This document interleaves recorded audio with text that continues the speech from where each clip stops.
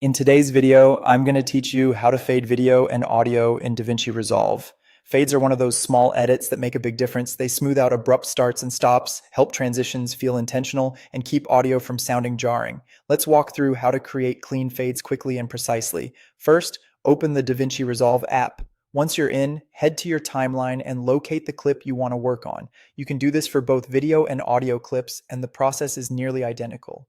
Move your cursor to the top left or top right corner of the clip and hover there. You'll see a small white triangle, sometimes called a fade handle, appear at the edge. This is your visual cue that a fade can be applied to that side of the clip.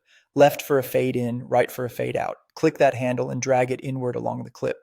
The further you drag, the longer the fade will be. This gives you fine control over the duration, whether you want a quick half-second dip or a slow cinematic fade that lasts several seconds.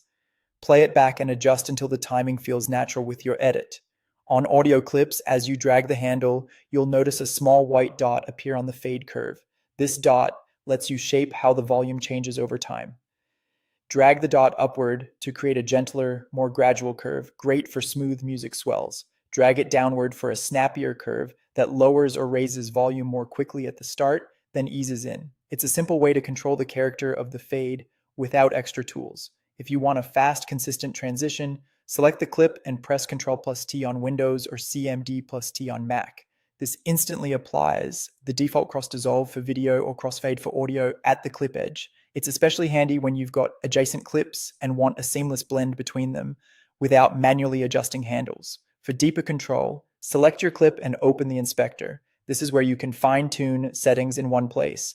For audio, switch to the Audio tab to set keyframes for specific volume changes. Keyframes let you define precise points where the level should rise or fall, perfect for ducking music under dialogue or building an intentional fade that isn't a straight line. Use your meters and listen on good headphones to avoid clipping and to keep levels consistent. That's it. Open your project, grab the fade handles, shape the curve on audio if needed, use the quick shortcut for crossfades, and fine-tune in the inspector.